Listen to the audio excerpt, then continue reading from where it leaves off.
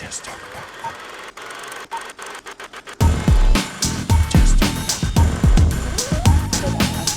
my name is Karli Woods, and I actually got started in cosplay about 8 years ago at this convention. My brother invited me to come out, and I just fell in love with the community. It seemed like my home away from home, and I had never been here before. And I just remember thinking, I've got to find a way to work in this industry. And the next year I ended up coming and working for Fan Expo, doing some digital content creation. I was filming some things for their website and doing some photography and video. I have a film background, and from that it just turned into creating more digital content online, and then I fell into the cosplay side of it, and that's how my journey started in this industry. Hi, my name is Danielle DeNicola. I also have been cosplaying for around 6 years now or so. And I actually have a advertising and marketing background. So social media and stuff is like something that I learned in school. So I was able to apply it to cosplay because I'm also a super nerd. So combining the two, here we are. Yeah. So my name is Maria, and I work on the brand Fenix Fatalist. I do cosplay for at least 12 years now. But I do it professionally as part of my industry routine for 5 previous years. I run our own cosplay agency based for cosplayers, and my background started strictly our university master's degree, since it was pretty nice situation in my country, and it was definitely the best decision. So from my own side, I try now to produce as much cosplayers as possible and spread word about the importance of building the brand and taking up seriously and planning a trip. So yeah, and I try to share as much as possible. Hi, I am Jillea. I've been cosplaying for 7 years. It started out as a really fun hobby. I'm originally from Quispamsis, New Brunswick on the East Coast, and this was not available to me as a hobby at that time. And coming here to Toronto and being so welcomed by the community, it absolutely 100% got me hooked. I actually moved to Toronto because I am a singer and I got a record deal. So what happened was my label saw this was my hobby and was like, oh my gosh, like, how do we connect your two fan bases? So that's where my social media really kind of took off, was trying to connect the musical side of my following with the cosplay side of my following. And I think we've actually created something really cool in the past year. And we're doing cosplay covers and all kinds of stuff like that. That's really fun. And definitely can give any of you insight after if you want to stop by booth 4912 to talk about how to build that and how to work on that. I can help you out after this as well. So that's me. Hey guys, sorry I got left, so I'm here now. I'm assuming the question was, who are you? Yes. Okay. And how'd you get started? Okay, awesome, thanks guys. So I'm MCubed. I'm probably the newbie between all these people. I started cosplaying in 2013, and I started doing it professionally or more often as a guest about 2 years ago. I was a theater major and a communications and marketing major. So I heard Danielle say that too. Yeah. So that's really helpful when it comes to cosplay because you are basically marketing and branding yourself. And so that's kind of how I got started doing all of that. And it's just grown from there. And I'm actually from Texas. So I'm a long way from home, but it's been awesome. So welcome. And I got started 7 years ago. Cosplay for me was a hobby. It never was something that I thought was viable as a source of income. And it all started with just, cosplaying my favorite characters that I grew up with and fell in love with. Prior to that, I was a cake decorator, and before that, I worked for a bank in the financial industry doing financial things, and crunching numbers and whatnot. But cosplay has definitely taught me a lot of things. I didn't know anything about social media prior to that. So a lot of the business side was one of those things where I just kind of learned as I went because there was no real book on how to really market yourself out there then. So it's a lot easier now that there's so many different people that have really paved that way or have made mistakes, so you can learn from those mistakes as well as our mistakes that we've made as well. That being said, as it relates to branding, kind of establishing a name that you're going to use on social media is really important because you're going to carry that name throughout whatever it is that you do. and attach yourself to that name on social media whenever you get tagged to anything. So for you guys, how important was it to select the name that you chose on social media, whether it's your actual name or a persona or a stage name? I know for myself, Ivy Doomkitty is a nickname and my gamer tag, and I just wanted to opt for something that did not use my legal name because I'm really paranoid and I don't want people to know where I'm at. And that's just the thing for myself. But at the same token, just kind of separating my personal life from what you see online was something that I wanted to create a clear distinction on. But how did that go with you guys? What did it take for you guys to create your names, and how did those things come about? I'm gonna get into that, but just to touch on the social media stuff, when I started, probably when you started, a few other people, Instagram, Facebook, Instagram didn't exist. Facebook was around, and I just remember thinking like, oh, we don't need that. There was no guidelines when you were coming in and building a business or getting into cosplay. You didn't really understand what path you were going to take at that point, and that's why I find coming to these panels and talking about it now, we've kind of figured out a little pathway, and so we can kind of help people along that route or path. So anyways, with finding a name, I started with Geek and Gorgeous. That was my YouTube channel that my brother and I had created together. And we both had a film background, so he was doing the editing and we were doing hosting and things like that. And Geek and Gorgeous was just a platform where we were creating a whole bunch of geeky content with interviewing people. We had stories, we had reviews, we had movie releases. We had worked with The Walking Dead. I got to actually be on the cover of one of the new Walking Dead books. This was in like 2012, and we did a big launch for that on our website, and that's kind of like the path that we were taking. But then as time went on, I started doing more things as an individual person, and Geek and Gorgeous didn't make sense to keep the name because I was hosting shows as Karli Woods and not Geek and Gorgeous, because Geek and Gorgeous was a platform that we were creating content for.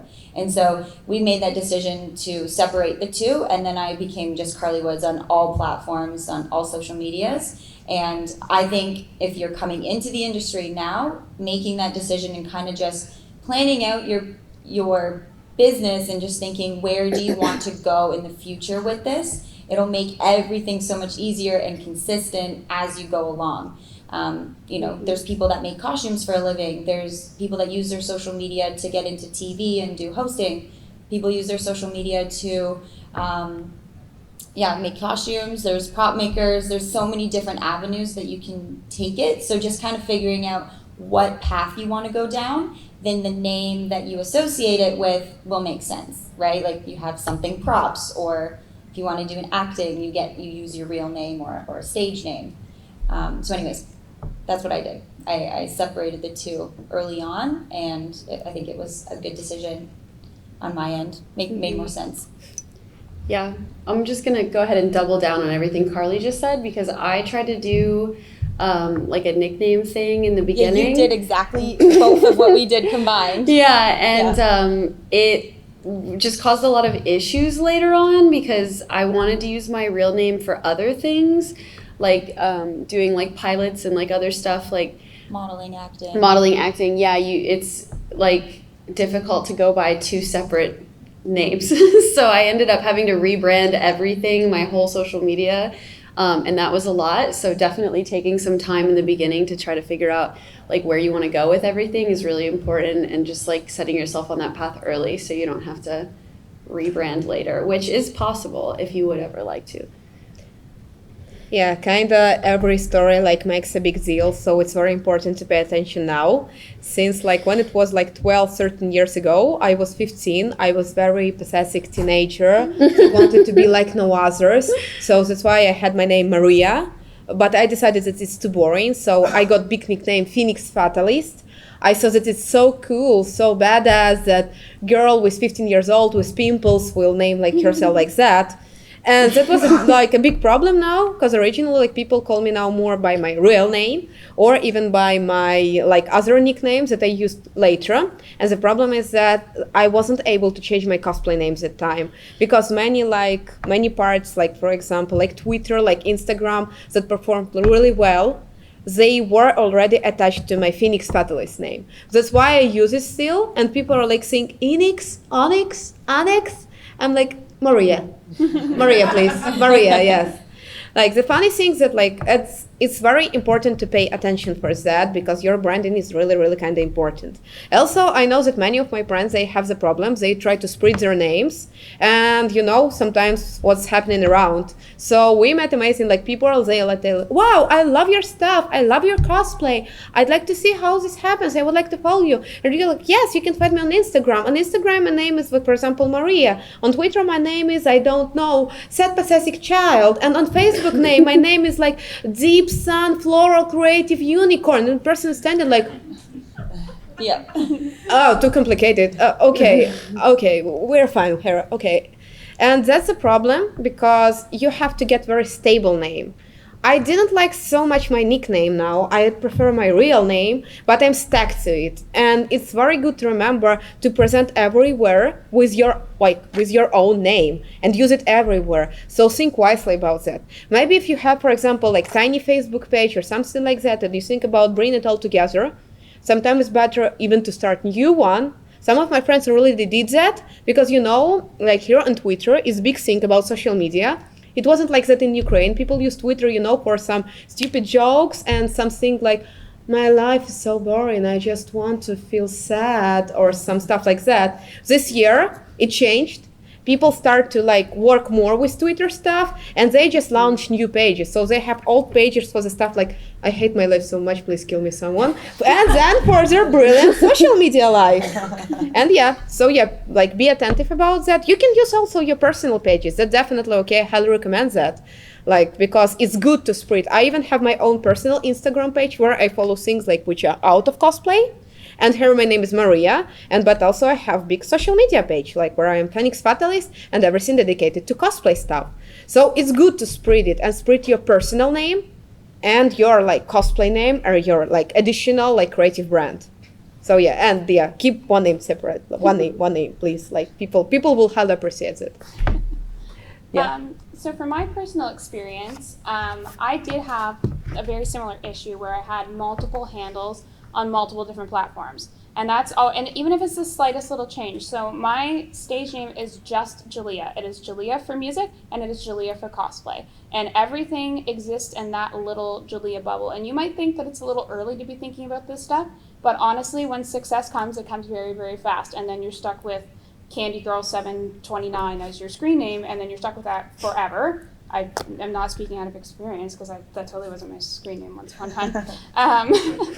And you just want to make sure that it's something that's easy for people to remember. It's easy for you to spell. You can point at and be like, oh, there's my handle right there. All of my business cards, they just have @whoisjillea on the top, and then on the bottom it says find me on Instagram, YouTube, Twitter. Every single handle is exactly the same. And no matter where someone's like, oh, do you have Facebook? I'm like, yep, it's right there. And it just makes it very, very quick and very fast, because in the age of social media, people want stuff that is very easy for them to grab, easy for them to search. And if you make it too hard for them, they are going to just, move on and be like, okay, thanks, and keep going. So you just want to make sure that when you do grab fans in, that they can connect with you and have a place to find you after.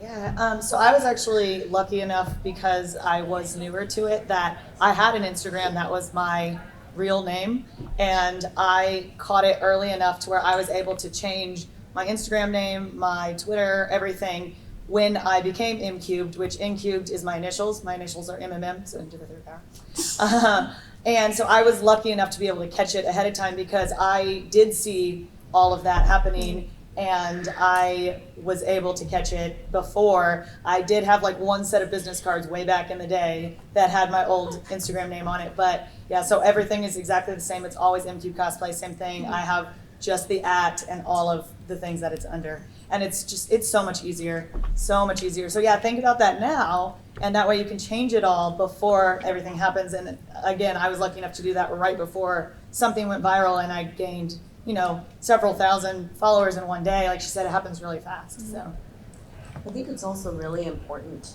to look when you're going with a name, you're choosing a name, whether it be your own or stage name, to make sure it's something that's also memorable, something that people are going to be able to remember, and not something that everyone is using, right? Or a variation of something. And you definitely don't want to go with something that is already licensed. You want to be careful around that, because then you run into legal issues. So just keep those things in mind when you're establishing a brand name for social media. Now, in terms of branding your own self, for me at least, my brand is built upon talking about or in advocating for diversity in cosplay, outside of cosplay, and really just focusing on body confidence and body positivity. So for me, I go to different conventions, I do panels that discuss these different things, and I also write about that as well. Now with each of you, what is your brand built upon? You guys may all started doing cosplay here and there, but where has that taken you, and where is your focus when it comes to your own individual brand? So I always used cosplay as, I loved doing it as a hobby, and I thought it was so much fun. You met so many people, it was a great community, but I was always using it as a stepping stone to do more. And I always say that my brand is more of a lifestyle brand. I'm very branded with my fiance. He races cars, and so we do a lot of things together as a couple. And I know a lot of people decided not to do that. So some people, not even with cosplay, with any social media, if you're just an influencer online, they separate their love life and they don't have any of that personal information online, but that was just the path that I took. And so Rob and I are very vocal online together, so we do public events together. I do lifestyle things with different brands. I'm working with, for example, Amazon this week. So there's like so many different things that you can do within the digital content creation world, and that's why I didn't want to just keep into one bubble in cosplay. I just wanted to keep my doors open and branded myself in like the lifestyle genre, and so that way I can do a ton of different things. I also work with Much Music. Much Music, you guys are all from Toronto, so I'm sure you know Much Music. They rebranded themselves to Much Digital Studios, which is an MCM network, which is a multi-channel network. And so what they do is there are a smaller boutique branding agency, and what happens is eTalk, Bell Media, Much Music, they get they're like a little hub, and they will get brand deals that come into their company, and they have like 60 of us that they work with, and if you fit one of their brand deals, then you will get the job. And so something that I did with them that was like lifestyle, but also in like the cosplay world, was I worked with Value Village, and we filmed a 3-episodic little commercial for Value Village, and we were thrifting pieces for a fan expo. And so that's kind of like the lifestyle, but like mixing it into the cosplay world. So I do like a bunch of little things like that. And so when you're branding yourself, if you want to go and host something on Disney, then you have to make sure like the things that you're putting out online associate with that type of brand, because whatever you put out online is going to be there forever. And certain brands won't work with you if you've even worked with other brands, right? Like there's always, what's the word I'm looking for? Competition? Conflict of interest. So if you work with, I don't know specifically, Pepsi and Coca-Cola, you might not be able to do something with their competitor. So just always have that in the back of your mind. Definitely get legal advice if you're signing contracts or working with brands. Don't just sign a contract. Make sure you read it over and get someone to help you look over that and like just understand the legal jargon. I'm going on a rant, a tangent. No, that's all good. Yeah, anyway. It is valuable information. Mm-hmm. I think if I were to put myself inside of a brand, my brand would just probably be centered around mostly cosplay, just like really like embracing like everything involved in like the nerd lifestyle, because it just wasn't something that I was ever comfortable sharing before. So like I think my whole brand is built on inclusivity as far as like gaming and like things that were weird before. So that's really what I like to do now, I am like pretty focused on like streaming a lot more on Twitch. And recently I've been working with like brands and companies like for PAX and like E3 to cosplay for them. So stuff like that. It really is like mostly cosplay focused for me. So yeah, also talking about directions that you can choose is definitely okay, since we all are creators. It's definitely okay, you know, to choose your direction and change it from time to time. Because sometimes, you know, like it happens that the new season for cosplay convention is coming and you look to all list of characters for the actual season like, what I can cosplay? There is nothing that catch your eye, but I still highly recommend to think wisely and analyze what you can put into, you know, your brand stuff, your creative brand. So what's happened originally to me, I really love to sing. I did a lot of lessons. It was partly my hobby and trying a lot out of, you know, media stress. I wanted to create a song, so we did it. And we did some short movie clip. My friend, she drew some animations based on my own list. So I directed it and she created the pictures. So we put it on web, on YouTube, and we gained 1 million views. And I gained from this $100. And that's how this happened. And I promise you, if I will ever ask someone of you, like, do you know that I'm singing?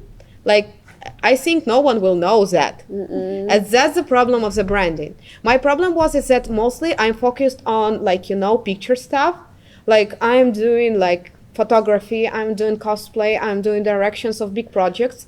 But since like on YouTube, I never presented. I uploaded there my song and a lot of people like fans arrived there, but there was nothing cosplay related. So there was many fans, like million of views, it's great like for a beginner, right? But then after each cosplay videos that I uploaded, people were thinking like, what the heck, where's the new song? I want the new sad folk song. I want more Czternaście, please. And I'm like, I'm sorry, no, it was only once. And I don't plan to move here anymore since we have only 24 hours in a day. So yeah, be very attentive and try to apply every new directions very accurate. Like if you're doing this as hobby, it's definitely okay. For example, if you're a singer, it's good to show in stories or some video stuff how you train, how you sing, how you do this. So like, or related to your cosplay stuff or modeling stuff, make some shorts video. Maybe it's like much better than, you know, like being absolutely serious about the direction and then realize that they're going like this and they should go like this, like one direction, not right here, because like we're still all are human beings and we need time to rest and prepare content, especially creative content. So yeah, that's my own advice about all this stuff. So my branding is obviously very based on music and cosplay. I, for a lot of cosplay stuff, post a lot of cosplay creation because I make all my costumes. So a lot of my fans like to watch my stories because I'll put like how I did something, and it's really good to have a place where people can ask you questions because people are asking me how I did something all the time. And I always say that like anything online, not even just Instagram, it's a two-way street, right? So no matter how much you want followers and want all this stuff, you also have to give back to them. So you have to give them constant posts. You have to give them, you know, your time, your comments, your likes. You have to give them the appreciation that you know that they're there and they're supporting you and that they spent as much time on their costume as you spent on your costume. So I always make sure to keep that connection with the fans really, really close. And a lot of my branding is based on what they ask of me. So they'll be like, hey, Jillea, do you have a video for how you blah, blah, blah, blah? And I won't have one. And I'll be like, you know what? No, but like, I'll sit down here and talk with you about it if you want. Like, I'll tell you how I did it. Or next time I film, I'll keep that in the back of my head. Oh yeah, that person asked me for that video. Like, I take little notes. Like, this is what my fans are looking for. Because what they're looking for is what, if you think about it in the sense of a product, you have to think about what people want to buy from you in the sense of your personality and your time and your business. So people from me want, you know, tutorials and they want photos of behind the scenes, and that's what they're asking from me. So you have to deliver on that content to them. And then the other thing that I would say is the absolute most important is your branding has to be 100% true to who you are as a person, because you have to love your brand. You can't keep up a fake facade in front of people for very long, right? Because we are who we are, who we are. And the people that are going to be following your page are going to love you for you. And the best place to do that is to just be yourself online, and the people will come. that is my best advice. Yeah, so I'd say mine is mostly cosplay related as well. But like I said, I was a marketing major, so I also enjoy answering the questions that people ask me, same thing. And so I did start creating tutorials because I do screen accurate costumes, a lot of times Star Wars based, and there are obviously a lot of Star Wars fans. So I started making tutorials, and that's when people started asking me for videos and behind the scenes. And so I actually started a YouTube channel, and that's when I learned that I really enjoy vlogging. And so I started doing all of that, travel vlogs and stuff like that. And because I really enjoy it, even if I think this is ridiculous or this is dumb, no one wants to see it, people love it. And it's because I am enjoying what I do. And so, yeah, getting into vlogging and traveling and all stuff like that has been my new venture outside of cosplay. So through cosplay, I've been able to also venture into now modeling for different companies. So working with different brands and establishing a modeling base that way. So now I get hired out to model for companies, pinup companies and things like that. But also with what you were saying, Karli, it's really important to focus on the content that you do put out on social media if you're looking to work with other companies and other brands. Either it be, cosplay based and you want to work with a company that sells Warla foam and different materials for cosplay, or if you want to get into modeling, if you want to get into acting, singing, any facet, you do have to pay attention to the content you put out there because that does stay on the internet forever. And oftentimes a lot of brands can either be attracted to the content that you're putting out there, or they can look at it and say, that's not the face that we want for our brand because we're looking for this thing or that thing.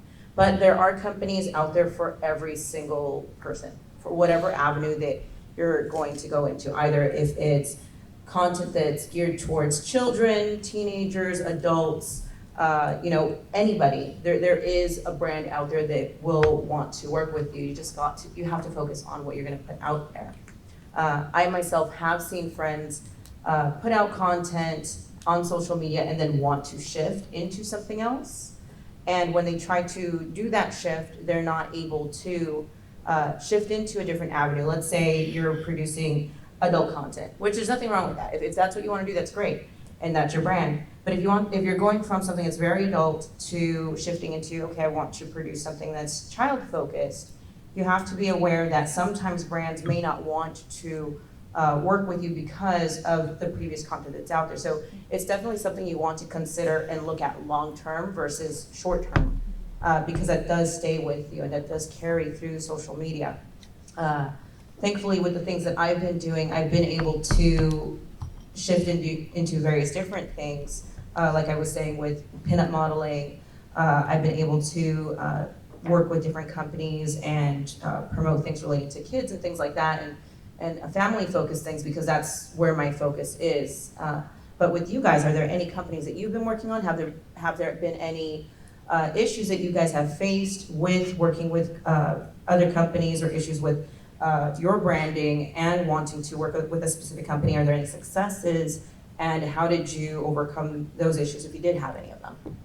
I just want to touch on that in a different way. With Instagram and Twitter, YouTube, all those different platforms, you're getting brand deals if you have a following, and you have to be genuine to your brand. And if, let's say, you get a brand deal that comes in and another one, if you just keep taking all these deals and talking about them on your social media, it becomes disingenuous. It does, like, maybe you have 10 brand deals that all really work well with you that come back to back, and that happens. It's very rare. But you also have to make sure that you aren't taking every single brand deal. You want to make sure the ones that you're taking are the ones that you truly want to promote. I've had many people contact me for different products. You want to make sure you're testing the products for a few weeks before you talk about it, because you want to make sure that they actually work, like if that's a makeup thing or skincare. I, for example, had a company reach out to me for vape pens or something to do with vaping, and I don't smoke. So I thought, I mean, the money was great. Like, they wanted to spend like $5,000 for one Instagram story. And you could do it, but everyone who follows me knows that I don't smoke, and so it would just be really bad on my end. And so if you do take something like that and you start promoting it, you and your voice and your brand don't become relevant or trustworthy, and so people aren't going to follow you or believe some of the things that you're promoting. And another thing is with social media now, there's so many people that are just starting out, and you've got smaller creators with smaller numbers, 5,000 followers, 10,000, you know, whatever it is, and people think that they can't make money off of that, but you can. I was making, like, I wasn't working full-time with social media at that point, but when I had like 10,000 followers, I was making money every single month off of Instagram.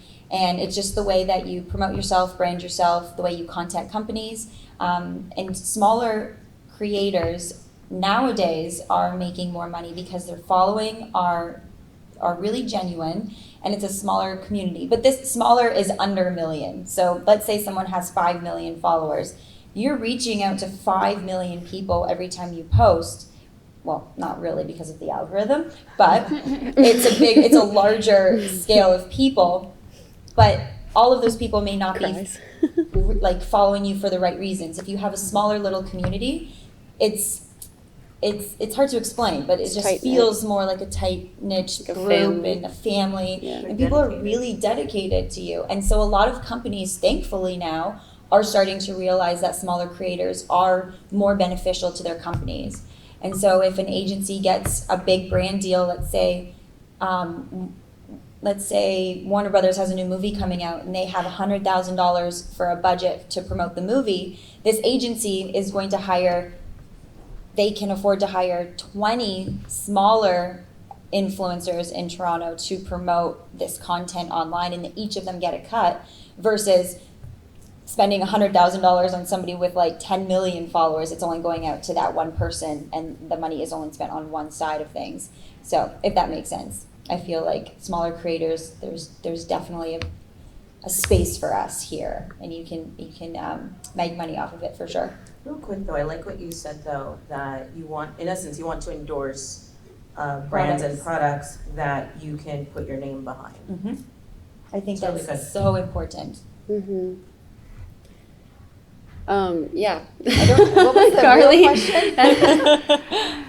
Karli had a lot of really good points there. I don't think I answered the question though. The question was, have you worked with any brands where it's either been really successful, or if there were any issues working with any brands, and how were you able to overcome that or negotiate, in essence? I mean, I've definitely worked with brands, and then other brands have seen the content that you've created and they really liked it, and they've contacted me through that. So it's just kind of like a paths have crossed, and it worked out that way.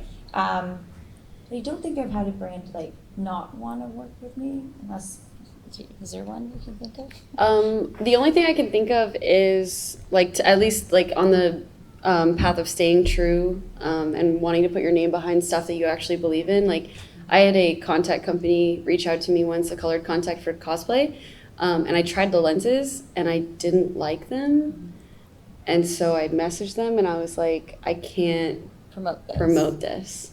You know, so like it's about, I guess, like what you said, like you want to stay genuine and true, and you want to promote something that's good. Like, you don't want to lie essentially and promote something, and then somebody buys it off of your recommendation and realizes then that it's not good. You don't want to like tarnish like your name that way. So, right. But I have worked with brands successfully many times, and I think one thing to add on to what Karli was saying is that a lot of people don't realize that, especially with cosplay and like following, you can reach out to companies and reach out to cons. A lot of people think that you have to wait for brands, them to come to you. Yeah, you have to wait for brands to come to you, but you could absolutely start to reach out to conventions with guest applications, like email them your credentials and like things like panels you can do for them. Things that you have done in the past, like cosplay contests, all of these things, and you can get deals that way as well. Yeah. I call it a pitch package. Like Yes. In film, we had a pitch package. Yeah. And so like I kind of crossed over my agency and casting and film background into this. And so anytime there was someone that I wanted to work with, you kind of create this general pitch package that you save as a PDF into your computer. And anytime you want to work with a company that you think would really mesh well with your following, you can add photos, you can change, you can add some research and stuff from their company and how you think you would be able to do well with working with them. You can even pitch ideas of how you would work with them and what you would do on Instagram and Facebook and YouTube. And you're providing them all this content, and then you're doing half the work for them. They can just say, oh, great, that influencer wants to work with us. It's going to work really well. It's going to be a good collaboration. They've already done half of the work by figuring out what to do. We'll hire them, versus them scrambling and thinking, oh my gosh, how do we find the right creator to work with? And then they have to do all this research. So, I mean, you're not going to get an answer for every single person you reach out to, but creating those packages and kind of sending them out to a bunch of different companies isn't harmful. So yeah, from my own side, I can mention that not only as a person that promotes brands, but also brand who reaches out to cosplayers. First is that I would like to mention from my side, we do events in Ukraine.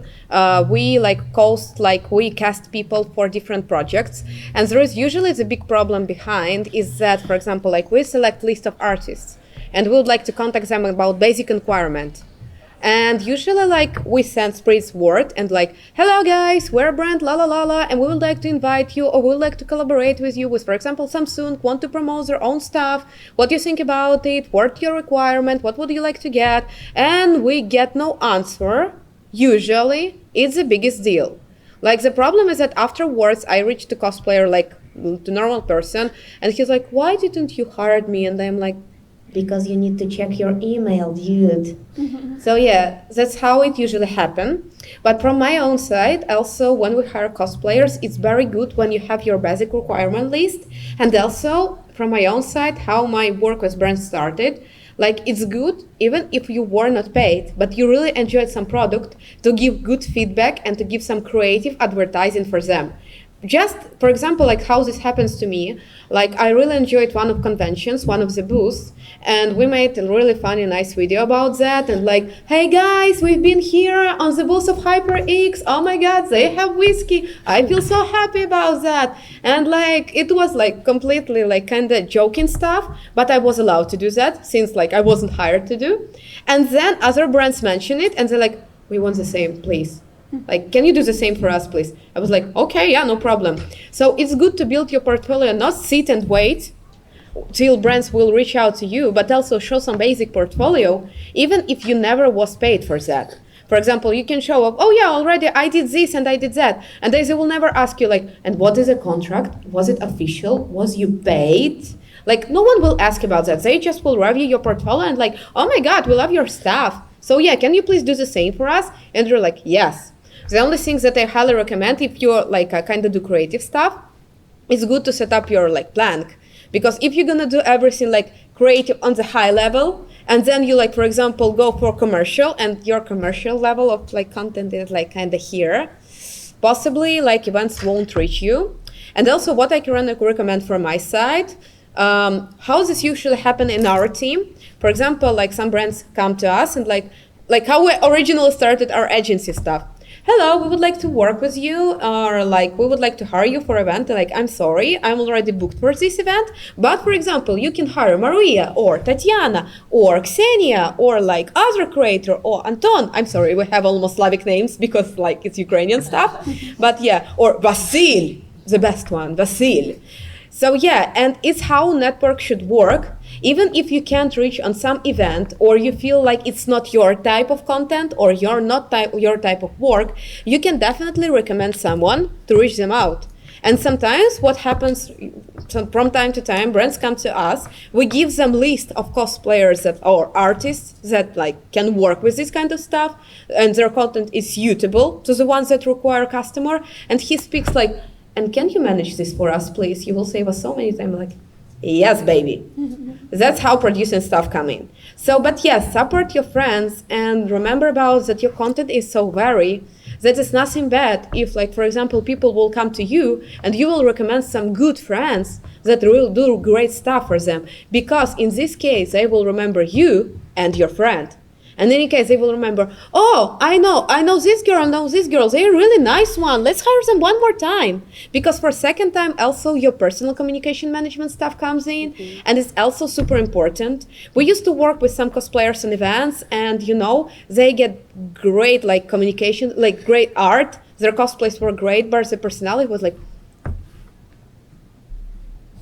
and that's not the stuff that people would like to see. Like, we work with publicity, and it's like your personal skills, your soft skills also will play big deal. So yeah, that's why I highly recommend to pay attention to networking, like being serious and building your portfolio, even if you still don't have some special orders from companies. I don't know if I've specifically had a horrible brand deal, but I have had experiences where I feel like they're asking too much of me. Like, they're asking for too many posts. They're asking for, stuff that you're like, I don't want to cloud my feed with, like, 10 posts about chicken nuggets, right? Like, I got to, like, scale it back a little bit. So I'm a vegetarian, so that wouldn't even make sense. But you have to kind of look at what they're asking of you and decide for yourself if that is what you think is appropriate for your page. So the only issue I've ever had with brand deals is being like, I got your agreement, I read it over, I do think that we could decrease the number of posts because I think you're actually going to get more engagement from it. Because if I'm clouding my feed all the time with posts about your brand, my followers are just going to be like, get these chicken nuggets off my page, where's your cosplay? So you have to kind of be,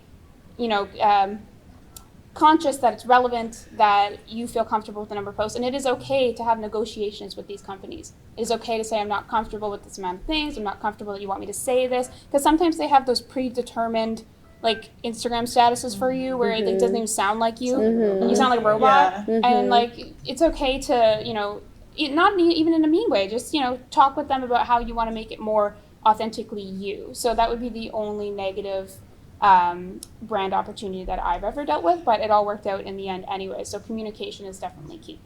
I'm so sorry. I do not mean to cut you off, but we are actually at time. I'm so sorry. I really apologize. Oh, I was just gonna say, I agree. It's not till 3:45? I have you until 3:30. we started at 2:45 to 3:45 is what we have on the website.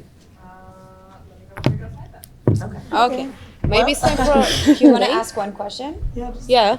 Does anybody have a question? Yeah. Any question related to social media, promotion stuff? Basic Now's your tools. chance. Get your first out. Before they kick us out. Back in the door. Yeah. There. Oh yeah. We see. Yeah. Twitch, it's not really related to social media, but it's related to your live posts. Or I'm not familiar with Twitch, but how do you get your content on Twitch? And what type, like Twitch is awesome. What is it? Twitch is dope. So Twitch is a live streaming service. It started out as a gaming platform. You live stream playing video games. A lot of pro players are on there. So like if you want to see like a pro Fortnite player play Fortnite and learn from them, you can do that. You can watch Danielle make her costume. You can watch me make my costumes 3 days a week if I'm not traveling. Monday to Friday, which we But they recently opened up like a creative section within the past few years. So a lot of cosplayers jumped on there. So now a lot of cosplayers are making their costumes on there. They also opened up a travel IRL. And it's live, so you can talk to your fans at the same time. Yes. They're on there. So you that's cross cool. promote, like you say on Instagram and Twitter, hey guys, like post a picture. I'm going live on Twitch right now. Come check this link out, and then people can click it and go over there. And it's an app, Yeah. you can get on all of your devices, just like Instagram, all of that. So are we wrapping up? I'm ahead of myself in 5 minutes. Okay. Okay. I think so. And then Another question? Yeah. I just have a question. Because you have been doing it for a few years already. What's it like now that the algorithm is streaming and like It's terrible. It's terrible. Terrible. It's terrible. Painful. Painful. Especially for using shadow banned ones. Oh, Yeah. I'm driven at 200, I'm like completely shadow banned. Yep. I get shadow banned every other week. Yeah. I got an email with like recommendations on what to do if you are shadow banned, and one thing that works really well is to delete the Instagram app and not post and not log in for like 3 to 5 days, and that usually resets it. but it is annoying because then you can't be on Instagram for 3 to 5 days and you don't know what to do with your life. I realized that it's not, it's the photo itself. Like I didn't do possible, it was like orange suit. No one happened. None of the hashtags worked, but if I took a black photo and did the exact same message, everything worked. Yeah. So like it's more like into basic objects. I don't really think there's a real rhyme or reason sometimes, honestly. Sometimes there is an opinion that I heard from time to time that right now there are a few tags that you are not recommend to use. So like even starting with that, I can't agree with all of them, but definitely words like sexy, bodysuit, swimsuit, I don't recommend to use them right now. And the thing is that what I recommend if you got shadow banned is to pay your attention more to Twitter stuff. So you just post I'm on Twitter now, and you will look right there. Yeah, I know that some girls, they are not shadow banned, but they use this stuff to attract more people on Twitter. So, and that's how they raise their numbers, because the problem on Instagram that it's very unstable now. People lose their account like this, and it's very intense. I have a friend, Evan, in cosplay. She had 800,000, right? So yeah, she was her account was deleted. Yes, she was banned, and she was banned for months, and she was going to psychologists because of that. Because you were working hard to achieve these levels, these numbers, and everything was less. So yeah, work with her text. I do have something to add to that. Yeah. It is very important to read the Instagram guidelines. Yeah, definitely. Because I didn't know that if you like too many photos in a row, you get banned. I got banned for liking my fan's photo. And then they banned me from comments. I couldn't comment back to anybody because I'd commented too many times. And I contacted Instagram. I'm like, hey guys, what's up? Why is this thing? And they were like, oh yeah, you're not allowed to comment more than or do more than one action per every 15 seconds. So it's actually really good to familiarize yourself with the rules in order to get around I can add, also from my side. That happens because of my liking soft. Because of the stuff, when program automatically gives like to followers using tags or locations. And the thing is that right now they have around 500 likes per day with about 10 or 15 seconds of, period. And also after each, I think, 50 likes, you should have some rest.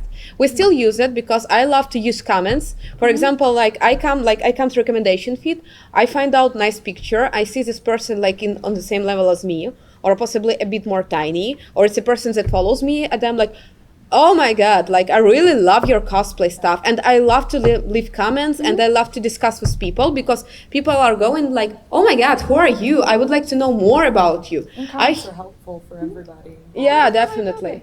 That's how brands now raise them up in Twitter. If you can mention that many brands, they start to picking up with each other on Twitter. It looks really funny, and that's why you start to follow them, because you want to find out all the funny stuff that they make here and there, and that's how they increase their numbers. I also heard about you can leave comment on the post of Jennifer Lopez, and if it will be good enough, you can gain a few thousands in a post. But I'm not sure that the stuff that it's kind of usable, because it will be random people. We're just about capped on time. So where can we each find you all on social media? At It's Karli Woods. Mine is just my name, Danielle DeNicola. It's hard to spell, so if you want to hang out at my booth later, it's CV3. Yeah, we all will be at our booth line at Cosplay Alley. You can find all of that here, and except our amazing. Yeah. Oh no, I am at Cosplay Alley. I'm around the corner. So. Yeah. Come to I am there. You're just gonna work for it a little bit. So mine is at Who Is Jillea, and I'm at booth 4912, and I have cards with it written on it if you forget it for later. So yeah, come to us, and you can ask all questions right there, as all of us will be there. And mine's MCubed Cosplay on everything. And you can find me under Ivy Doomkitty. But yes, you'll be able to find us all at our booths today and tomorrow. So if you have any questions that we didn't get to answer, feel free to come by. We'll be more than happy to address them individually as well. Thank you. Thank you. Thank you for coming, guys. You're amazing.